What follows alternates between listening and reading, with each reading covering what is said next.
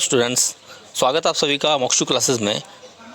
मैं अजय सिंह और आज हम पढ़ने जा रहे हैं 12th क्लास की बुक रेनबो। उसमें से एक चैप्टर है a walk through the fire. आग के ऊपर से चलना, आग के ऊपर से टहलना या चलना, a walk through the fire. विदेशी लेखक का लिखा हुआ है और उसके संस्मरण है कि वो फ़ौज में था, हिंदुस्तान में उसकी पोस्टिंग थी उस समय जब अंग्रेज़ यहाँ पे थे। उस समय उसकी एक मुलाकात वृद्ध व्यक्ति से होती है। वो वृद्ध जो होता है उसकी मुलाकात उस से 2 बार होती है। किस तरह से होती है, कैसे होती है और उस वृद्ध की मुलाकातें उसके ऊपर क्या असर डालती है उस विदेशी फ़ौजी के ऊपर, वो इस चैप्टर में वर्णन किया गया है। और कैसी शक्तियाँ थी, कैसी योग की शक्तियाँ उस वृद्ध व्यक्ति के पास में थी, उस बूढ़े आदमी में क्या करामातें थीं और उसने अपने चमत्कार कैसे दिखाए उस आदमी को, फौजी को, तो उसका वर्णन इसमें किया गया है। इसको लिखने वाले जो हैं राइटर, उनका नाम है, देखिएगा ये है एडी स्मिथ। एडी स्मिथ है, विदेशी लेखक है। हम इसको पढ़ने जा रहे हैं, तो आइए शुरू करते हैं। A walk through the fire.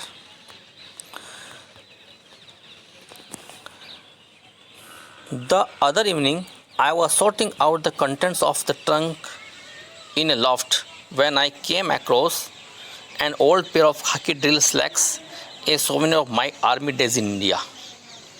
तो यहाँ पे लेखक कहते हैं द अदर इवनिंग, किसी शाम की बात है, किसी शाम को I was sorting out the contents,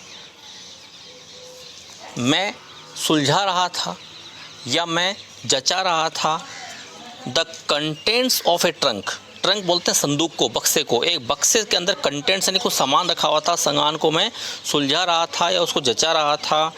in the loft, loft में, लॉफ्ट क्या होता है? छत के नीचे की जगह, ऐसी जगह जहाँ पे सामान रखने के लिए घरों में कुछ बना दिया जाता है। हिंदी में उसको टांड बोलते हैं और हमारी क्षेत्रीय भाषा में यहाँ पे लटान भी बोलते हैं कुछ लोग, तो लटान या टांड।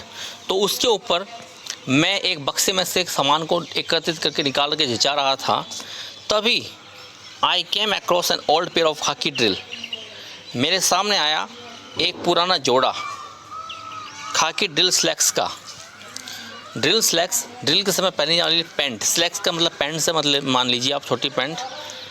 एक सोवेनियर जो कि यादगार थी of my army days in India, जब मैंने भारत में सेना में था उन दिनों की यादगार थी। और वो यादगार क्या थी? एक खाकी कलर की पैंट, जैसी फौजी पहनते हैं वैसी पैंट। और वो कहाँ पे थी? ट्रंक के अंदर थी और वो उसको लॉफ्ट पे जचा रहे थे। तब वो उनका सामना हुआ, किसका? उस पैंट का। नथिंग अनयूजुअल इन दैट, कुछ भी उसमें असामान्य नहीं था। अनयूजुअल मीन्स असामान्य। I suppose but this was rather special pair of army shoe, tropical kit carefully preserved and still in fine shape after 20 years, except that the bottom of the legs were badly burned,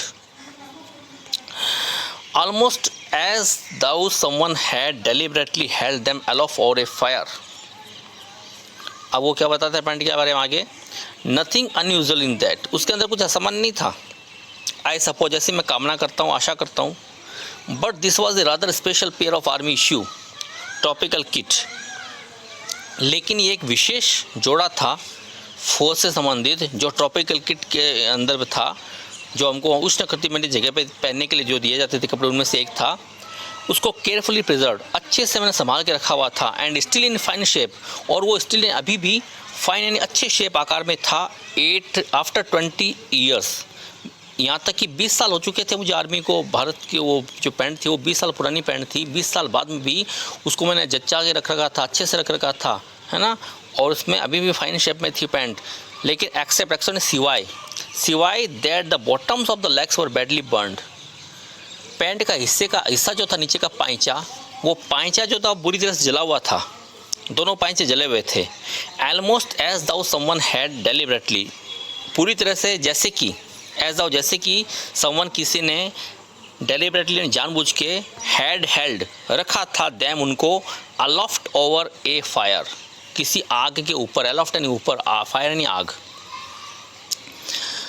20 साल के बाद में वो pant जो थी वो ऐसी की ऐसी थी, सिवाय उसके 2 पाइचे जो थे वो पाइचे जले हुए थे नीचे से, है ना। और जले हुए कैसे थे? ऐसा लग रहा था जैसे किसी ने जानबूझ को उसको आग के ऊपर रखा था और उससे वो जल गए थे पैंट के पाइचे दोनों। In fact that was near enough. What had happen to them, वास्तव में वो था नियर इनफ में उस चीज़ के काफ़ी करीब कि what had happened to them, उनके साथ हुआ क्या था, पैंट के साथ में हुआ क्या था, ये उस चीज़ के काफ़ी करीब था। उस पैंट के साथ में ऐसा कैसे हुआ, वो कैसे जली, ये काफ़ी उसके पास की बात है। उसके साथ क्या हुआ था, क्या हुआ था, तो आगे देखेंगे हम। It was in the early part of 1947, 1947 के शुरुआत के दिनों की बात है। When I found myself stationed at a sapper camp at a small place called Begumpet in Hyderabad state, and one evening I was driving back to the camp after a visit to the nearby town of Sikandrabad, where I had a delightful meal at a Chinese restaurant.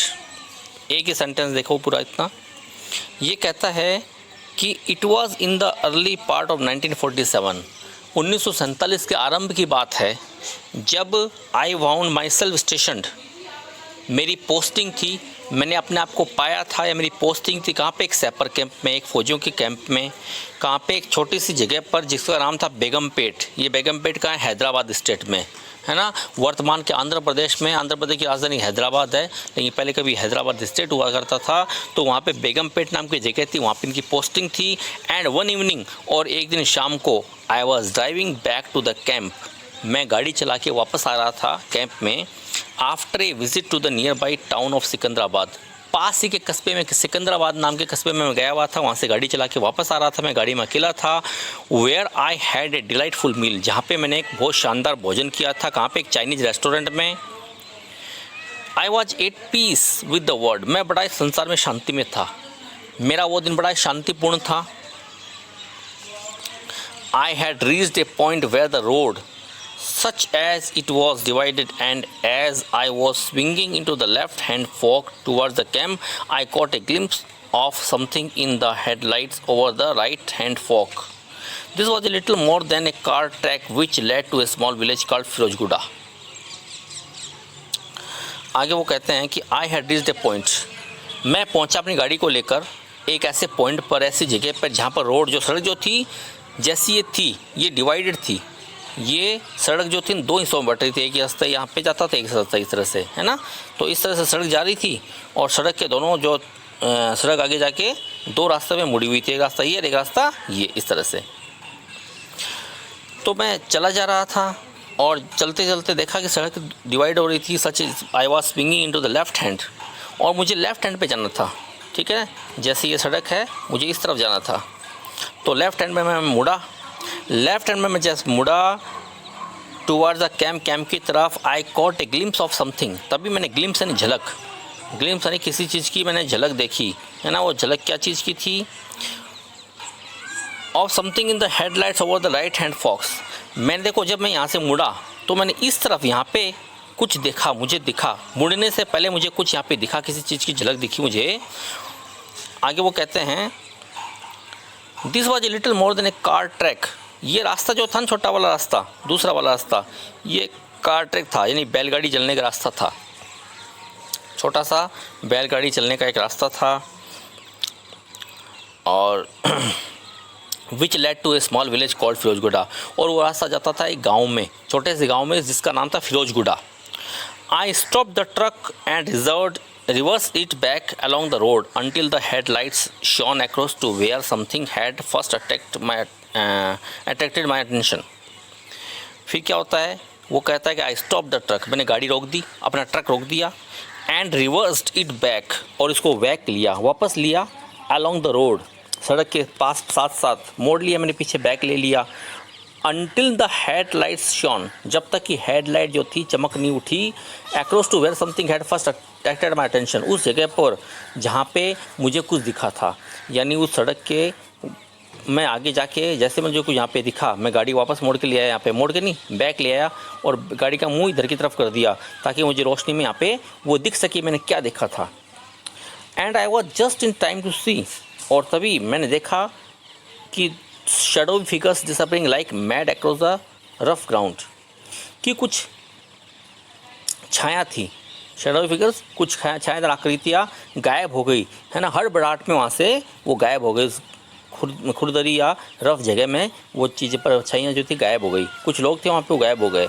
Whoever they were, वो जो कोई भी थे, they were obviously intent on putting as much distance between themselves and me as they could in the shortest time. वो जो कोई भी थे जो मुझे देख के डर गए भागे थे, वो जो कोई भी थे, दे वर ऑब्वियसली इंटेंट, वे निश्चित रूप से उनका इरादा था, ऑब्वियसली यानी निश्चित रूप से स्पष्ट रूप से, इंटेंट उनका इरादा था, on putting as much distance, रखने का दूरी, बिटवीन देमसेल्व्स एंड मी, मेरे और अपने बीच में दूरी रखने का उनका इरादा था, as they could in the shortest time, जितना वो कर सकते थे छोटे से समय में, थोड़े से समय में मुझसे जितनी दूर वो भाग सकते थे वो भागना चाहते थे। So I let them get on with it because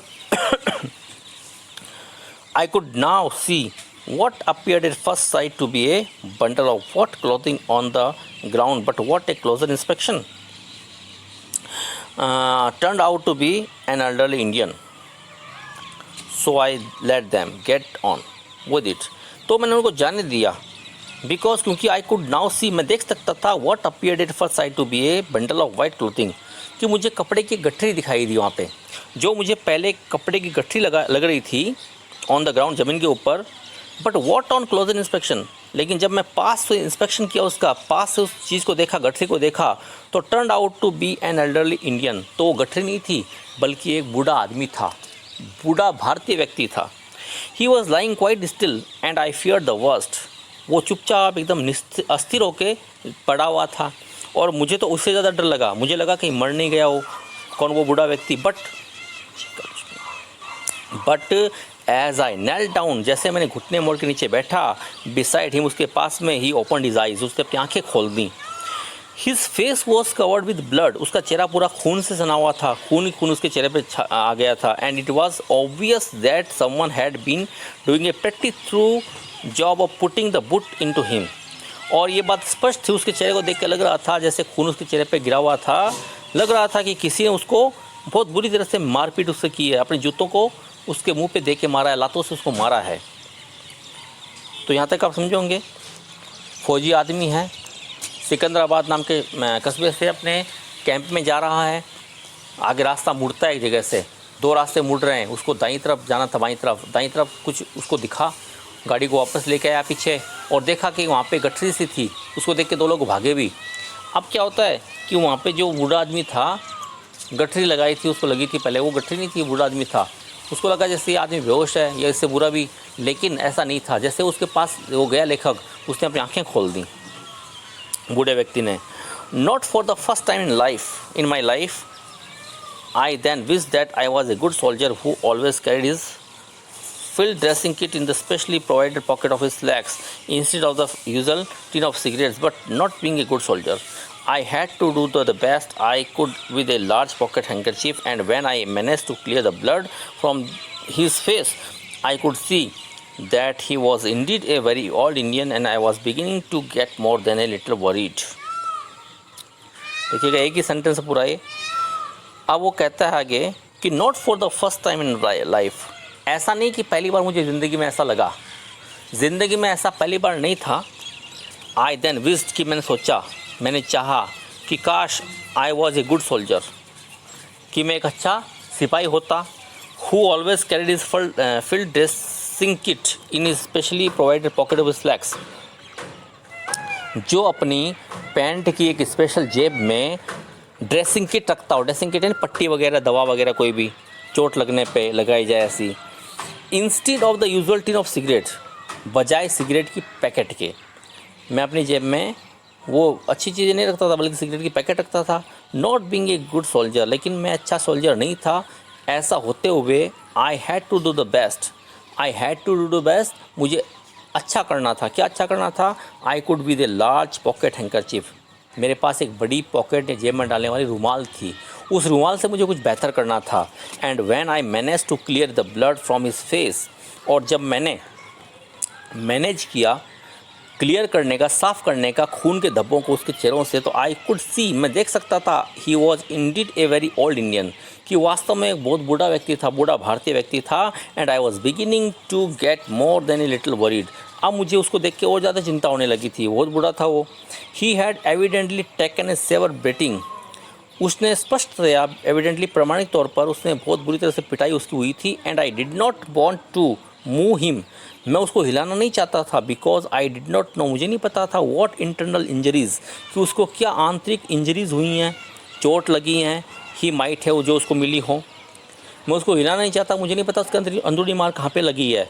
on the other hand, दूसरी तरफ, I did not feel I could leave him where he was while I draw on the camp for help. On the other hand, दूसरी तरफ, I did not feel, मुझे ऐसा नहीं लगा, मैंने ऐसा महसूस नहीं किया कि आई वुड लीव हिम, कि मैं उसको छोड़ दूँ वहाँ पे, वेयर ही वॉज, जहाँ पे वो था, जबकि मैं चला जाऊँ कैंप में मदद के लिए, दूसरे आदमियों को लाने के लिए। लेकिन इनफैक्ट वास्तव में आई डिड नॉट नो, मैं नहीं जानता था व्हाट टू डू, कि क्या करना है। And on that he stood up, और इसी बात पे वो खड़ा हो गया। कौन? वो बूढ़ा व्यक्ति जो था वो बैठ गया, खड़ा हो गया। क्वाइट सिंपली, बिल्कुल शांति से, बिल्कुल सादे तौर पर। Like that he stood up, जैसे वो था वो खड़ा हो गया। I was let squatting on the ground, और मैं अपने घुटनों को बल बैठा ही रह गया। And while I was hastily trying to muster my sketchy knowledge of Urdu to ask him he was all right, he gave me my second surprise. अब क्या होता है, वो बूढ़ा व्यक्ति खड़ा हो गया जबकि मैं तो बैठा रह गया था। And while I was hastily trying, और जबकि मैं hastily जल्दीबाजी में, हड़बड़ाहट में, ट्राइंग कोशिश कर रहा था, टू मस्टर यानी इकट्ठा करने की, माई स्केची नॉलेज, मेरी उठपटांग ज्ञान को, ऑफ उर्दू की, उर्दू के भाषा के बोलने के ज्ञान को, मैं उसके शब्दों को इकट्ठा करने की कोशिश कर रहा था। टू आस्क हिम, उसको पूछने के लिए कि इफ़, कि क्या, ही वॉज ऑल राइट, वो ठीक था।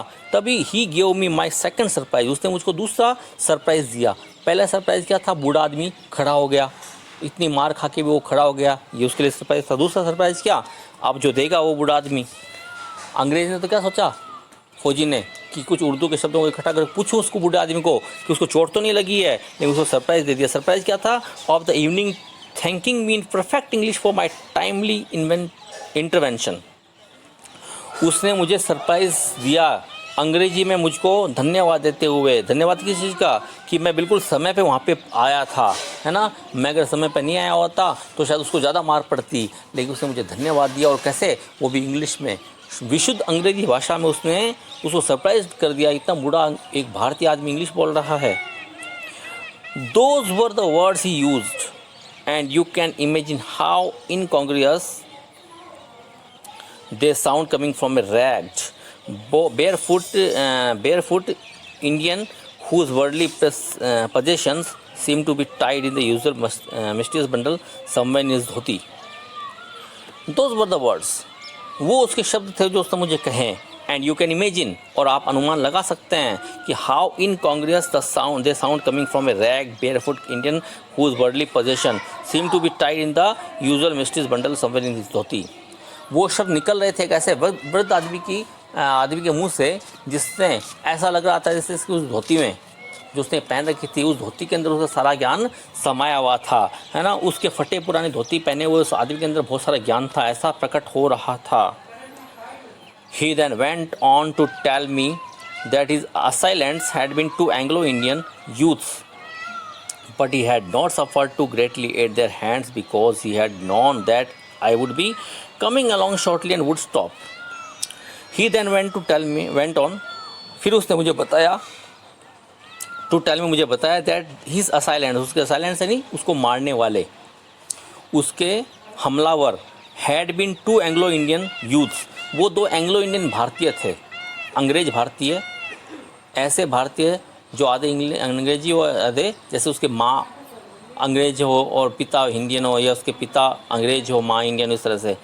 तो वो दो एंग्लो इंडियन युवा थे। But he had not suffered too greatly at their hands, लेकिन वो इतना परेशान नहीं था। He had not suffered too greatly, उनके हाथों से उसने इतना ज़्यादा मार नहीं खाया था, उसने पीड़ा नहीं सही थी। बिकॉज क्योंकि ही हैड नॉन, वो जान चुका था, that I would be coming, कि मैं आ रहा हूँ, along shortly and would stop, मैं जल्दी आऊँगा और उनको रोकूँगा। इस बात का मुझे पता था, ऐसा बूढ़ा बोलता है। बूढ़ा कहता है कि दो एंग्लो इंडियन लड़के थे, उन्होंने उसके साथ मारपीट की, लेकिन उनसे ज़्यादा मार उसने नहीं खाई थी। क्यों नहीं खाई थी? क्योंकि उसको पता था कि तुम आओगे, मुझे बचाओगे, ऐसा वो बोलता है। फिर वो कहता है कि and he had therefore covered his face, और इसीलिए देयरफॉर इसीलिए ही हैड कवर्ड, उसने ढक लिया था अपने चेहरे को विद हिज हैंड्स, अपने हाथों से, and pretend to be unconscious, और प्रिटेंड यानी बहाना किया जैसे वो बेहोश हो गया हो। तो उसने बूढ़े व्यक्ति ने मेरे को यानी कि उस फौजी को बताया कि उसको पता था कि मैं आने वाला हूँ, यानी फौजी आने वाला था और उसको रोकेगा, और इसीलिए क्या किया, मार खाते खाते उसने अपने चेहरे को ढक लिया और यूँ बहाना बनाया जैसे वो बेहोश हो गया हो, है ना। इस प्रकार उसको ज़्यादा मार नहीं पड़ी, ऐसे वो बूढ़ा आदमी स्पष्ट करता है। आगे देखिए क्या कहता है वो, व्हेन आई आस्क्ड हिम, जब वो फौजी कहता है कि जब मैंने उसको पूछा कि why the two youths had beaten him up, he brushed my question aside, कि वो दोनों लड़के उसको क्यों पीट रहे थे, तो उसने मेरे सवाल को एक तरफ हटा दिया। So I didn't press the point, इसलिए अब मैं इस पॉइंट को दबा नहीं सका, दबाया नहीं मैंने। I them asked him how he had known that I would come to his rescue, but the only reply I got to this question was some things are known to all sahib, others to only a few, or words to that effect. तो अचंभित था फौजी सुन के इस बात को। जब उसने उसको पूछा कि भाई दोनों आदमी क्यों मार रहे थे उसको, तो उसने उसके सवाल को एक तरफ हटा दिया, और इसलिए आई did not press the point, इसलिए उस पॉइंट को जवाब नहीं दे सका, दबाव नहीं डाल सका। फिर वो कहता I then asked him how he had known that, और फिर मैं उसको पूछा कि उसको कैसे पता था कि मैं आने वाला हूँ, I would come to his rescue, मैं उसको बचाने के लिए आऊँगा, बट द ओनली रिप्लाई, लेकिन जो जवाब मुझे मिला, आई गॉट, मैंने पाया, टू दिस क्वेश्चन, इस प्रश्न का, वो क्या था, some things are known to all sahibs, कुछ चीज़ें सभी जानते हैं साहब, कुछ चीज़ों के बारे में तो सभी को पता होता sahib, others to only a few, और कुछ चीज़ों का केवल कुछ लोगों को पता होता है, या फिर इसी प्रकार के उसके और जवाब आते रहे। तो फौजी ने काफ़ी कोशिश की बूढ़े से जानने की, भाई उसको पता कैसे चला कि मैं आऊँगा करके और तुमको बचाऊँगा। तो बूढ़े आदमी ने जवाब क्या दिया कि साहब कुछ चीज़ें ऐसी होती हैं जिनको सभी जानते हैं, है ना, लेकिन कुछ चीज़ें ऐसी होती हैं जिनको कुछ लोग ही जानते हैं, और इस प्रकार की उलझुल बातें वो करता गया, उसने सही जवाब नहीं दिया। आगे वो कहता है I was trying to work out a tactful way of asking me how he came by his excellent knowledge of English.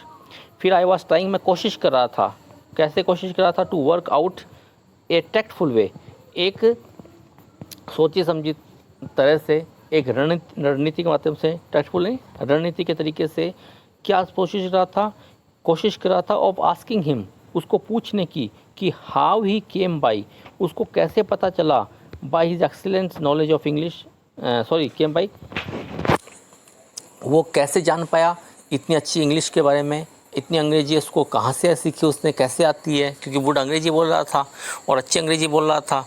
तो उसने पूछा भी तुम इंग्लिश इतना अच्छे कैसे जानते हो। Then he stopped me in my tracks by remarking, लेकिन फिर उसने मेरे ट्रैक पे से मुझे हटा दिया, मेरी बात को उसने फिर काट दिया और मुझे बोला, क्या बोला, ये टिप्पणी की, how the body is covered is of no importance, आपका शरीर कैसे ढका हुआ ये महत्व की बात नहीं है, आपका शरीर कैसे ढका ये महत्व की बात नहीं है, compared with how the mind behaves, बल्कि आपको तुलना करनी चाहिए, आप तुलना कीजिए, है ना, compared with how the mind behaves, उसकी तुलना करनी चाहिए कैसे, उसका माइंड कैसा है, किसी की हम तुलना माइंड से करें ना कि उसके कपड़ों से। तो ऐसे उसने बोला कि उसका दिमाग कैसा है इस बात से तुलना करो, ना कि उसके कपड़ों को देख के उसके आप तुलना कीजिए किसी के साथ में। आगे बूढ़ा इस तरह जवाब देता है, most of this conversation was going on while I was giving him a lift in the truck. ज़्यादातर ये बातचीत जो थी वो चल रही थी कब, जब मैंने उसको ट्रक के अंदर लिफ्ट दी, मैंने अपने ट्रक में बैठा के उसको छोड़ के आया मैं उसको, तो मैंने उसने ट्रक में अपनी लिफ्ट दी और इसी दौरान हमारी बातें भी हुई। I had manage to get a straight answer out of him, मैंने कोशिश की कि मैं उससे सीधा जवाब निकलवाऊँ, अपने प्रश्नों का सीधा जवाब मैं उससे निकलवाऊँ, ये मैंने कोशिश की। When I asked him where he was headed for, जब मैंने उसको पूछा कि वो कहाँ पे जा रहा था, हेडेड फॉर आगे बढ़ना, कहाँ पे आगे बढ़ रहा था, कहाँ पे जा रहा था, and this turned out to be Firozguda, और उसने जवाब दिया Firozguda, which was not far out of my way, ये जगह जो थी फिरोजगुड़ा वो मेरे रास्ते से ज़्यादा दूर नहीं थी।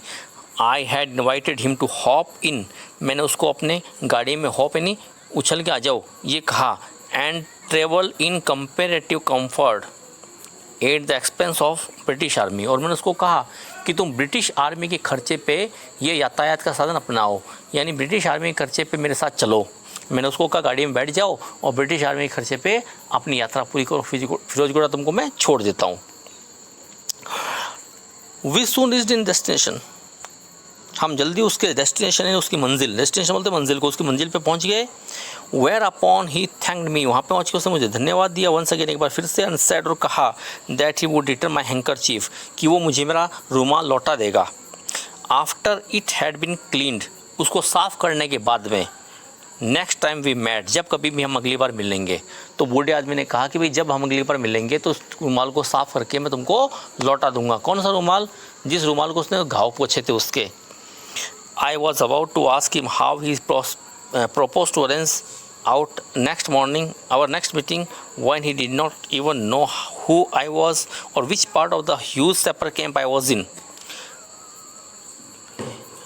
But before I could begin, he had faded into the night. Sorry. अब क्या होता आगे देखिएगा। I was about to ask him how he proposed. मैंने उसको पूछने की कोशिश की कि वो कैसे आशा करता है to arrange our next meeting, कि वो कैसे इस बात को आग्रह कर रहा है कि हम अगली मुलाकात हमारी होगी, हम आगे कहाँ मिलेंगे। When he did not even know, जबकि यहाँ तक कि वो नहीं जानता, नो यानी नहीं जानता, who I was, कि मैं कौन था, और which part of the huge sapper camp I was in, और इतने बड़े फौजियों के सैपर कैंप में मैं कहाँ पे रहता था, उसको इस बात का पता भी नहीं था। फिर भला उसको अगली मुलाकात कैसे होगी, कैसे पता चलेगा। But before I could begin, लेकिन इससे पहले कि मैं बोल पाता, मैं कुछ पूछ पाता इसको, he had faded into the night, तो वो अंधेरे में कहीं चला गया। तो लेखक कहता है कि मैंने उसको पूछने की कोशिश की, मैं जानना चाहता था कि उसको कैसे पता कि हम अगली बार मिलेंगे, वो कैसे मुझे मिलेगा भाई, जबकि वो मेरा नाम भी नहीं जानता, मैं कहाँ रहता हूँ, कौन हूँ, कहाँ नहीं जानता, तो बोला कैसे वो मुझे जान पाएगा, कैसे हम मिल पाएंगे। लेकिन इससे पहले मैं पूछ पाता, वो अंधेरे में कहीं गायब हो गया। A few weeks later, a few यानी थोड़े से, वीक्स यानी सप्ताह के, थोड़े से सप्ताह के बाद में my posting came through the general headquarters at New Delhi, मेरी पोस्टिंग हो गई, तबादला हो गया। तबादला कहाँ पे हो गया?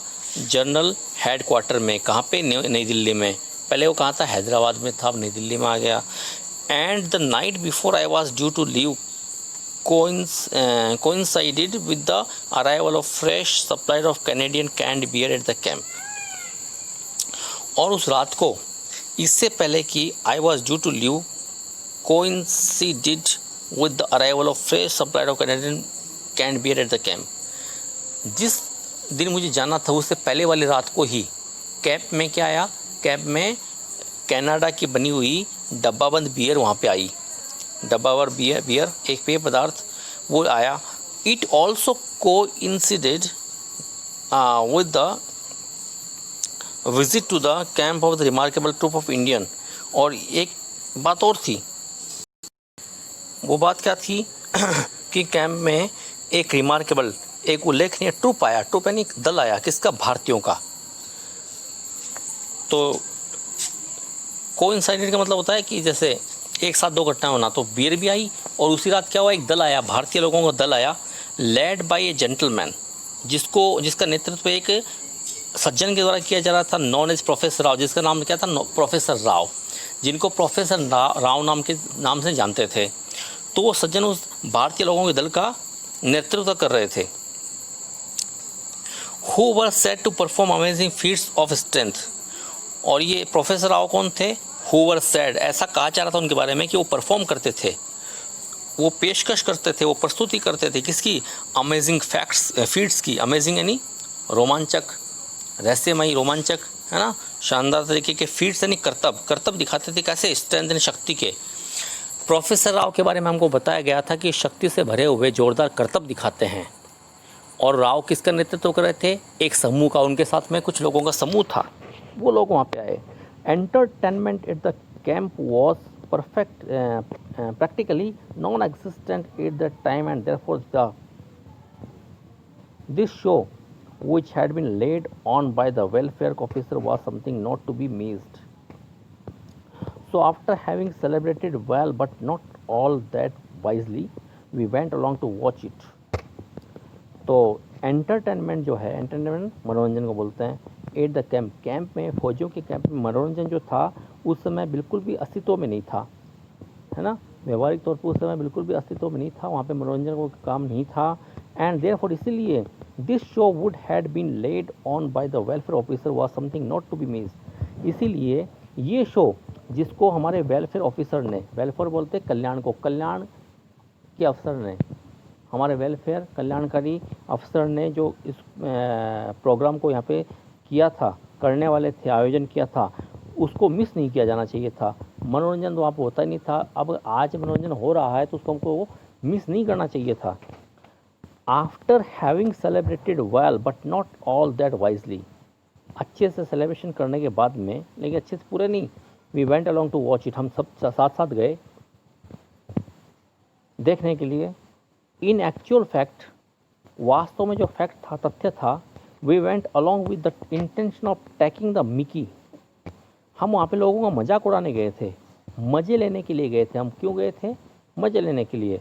बट आफ्टर ए वाइल, लेकिन थोड़ी देर के बाद में, लाइक एवरीवन एल्स देयर, जैसे कि वहाँ पे हर कोई था, वी स्टेड टू वंडर, हम भी वहाँ पे चकित हो गए। फौजी लोग थे, फौजियों के कैंप में मनोरंजन नाम मात्र का होता था, लेकिन आज वहाँ पे कोई मनोरंजन होने वाला था, इसलिए हम मिस नहीं करना चाहते थे। हम गए, हम लोग इकट्ठा होकर गए तो थे मज़े लेने के लिए, वहाँ पे लोगों का मजाक उड़ाएंगे। लेकिन जब हम वहाँ पे पहुँचे तो जैसे हर कोई वहाँ पे था, सभी आश्चर्यचकित थे, हम लोग भी आश्चर्यचकित हो गए उन लोगों के करतब को देखकर। It was truly an amazing performance, वास्तव में एक शानदार परफॉर्मेंस था, पेशकश थी, अमेजिंग यानी चकित कर देने वाली पेशकश थी।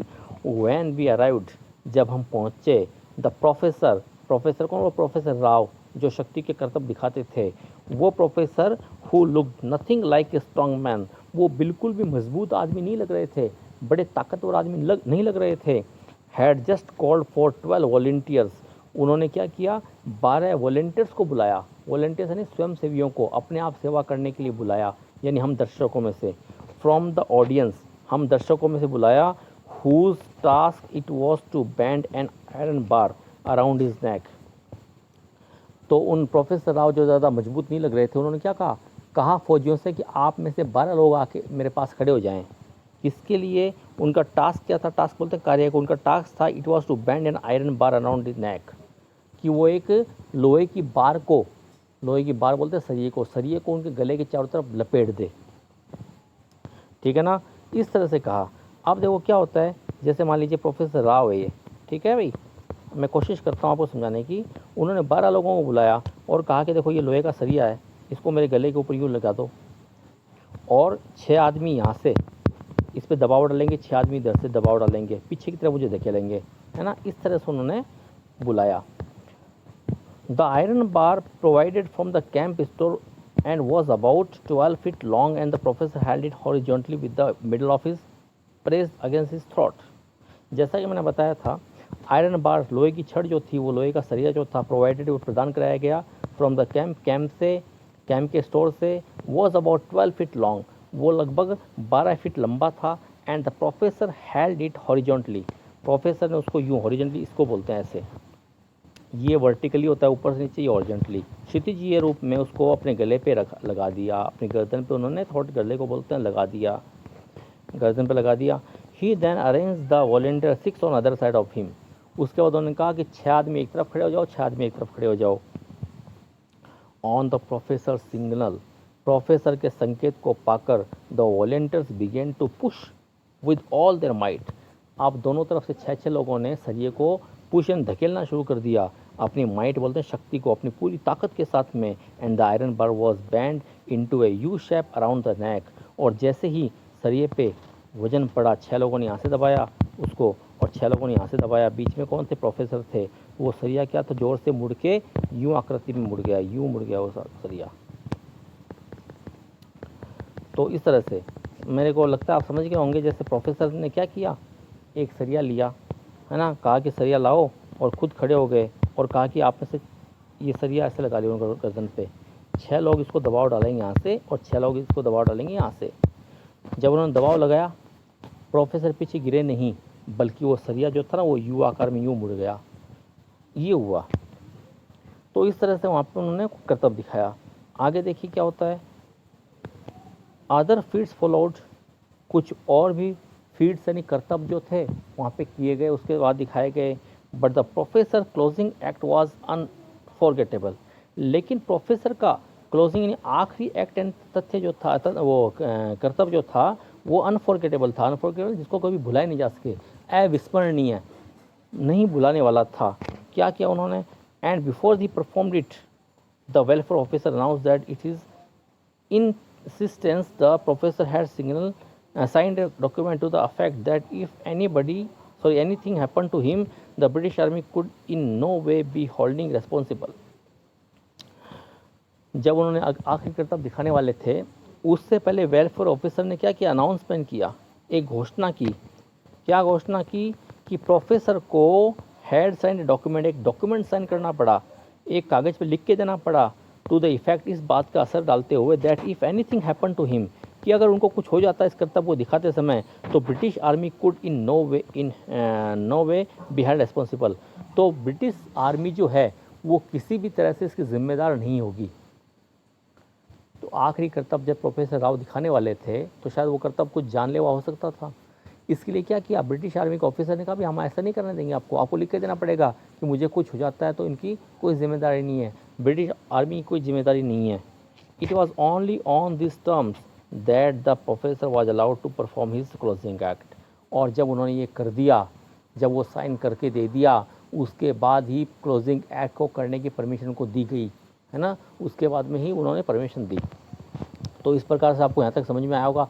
जो हमने क्या पढ़ा, एक फौजी है, वो अपने ट्रक से कहीं पे जा रहा था, सिकंदराबाद से अपने कैंप में आ रहा था, रास्ते में देखता है एक जगह पे कोई आदमी, कुछ लोग एक आदमी को पीट रहे हैं। उसने पता नहीं क्या है, क्या हाल चल रही, देखा, गाड़ी रोक के पीछे लेके, तो देखा 2 लोग भाग गए, कपड़े की गठरी दिखी, एक्चुअल में गठरी नहीं थी, पास गया देखा आदमी था, उसने आंखें खोल ली, बूढ़ा आदमी था।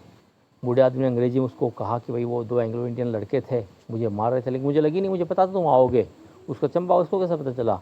उसने रुमाल से उसको पोंछा, इंग्लिश में बोला और भी चंबा हो उसको। फिर वो बूढ़ा बोलता है रुमाल में तुमको धोखे दे दूंगा। तो उसको कहता है भाई तुमको कैसे पता चलेगा हम आपके मिलेंगे, तुम तो मेरा नाम भी नहीं जानते। ऐसे पूछने वाला ही था, इतने बूढ़ा आदमी वहाँ चला गया। अब क्या होता, उसकी पोस्टिंग दिल्ली के लिए हो गई, सिकंदराबाद से, हैदराबाद से। तो क्या हो गया, उस रात को वहाँ पे कोई कर्तव्य दिखाने वाले लोग आए, प्रोफेसर राव थे उनमें से, उनके साथ और भी वो लोग थे। प्रोफेसर राव ने अपने गले के चारों तक सरिया मुड़ के दिखाया, सरिया मुड़ गया लेकिन वो गिरे नहीं, है ना, एक तरह शक्ति का प्रदर्शन उन्होंने किया। उसके बाद एक और उन्होंने कर्तव्य दिखाना चाहा था लास्ट में, लेकिन उसको लिख के देना पड़ा कि मेरे साथ कुछ होता है तो उसकी जिम्मेदार मैं हूँगा, ब्रिटिश आर्मी नहीं। यहाँ तक हमने पढ़ा है, उम्मीद करता हूँ तुमको समझ में आएगा। हमने वर्ड बाय वर्ड बताने की कोशिश की है, पढ़ते रहिएगा।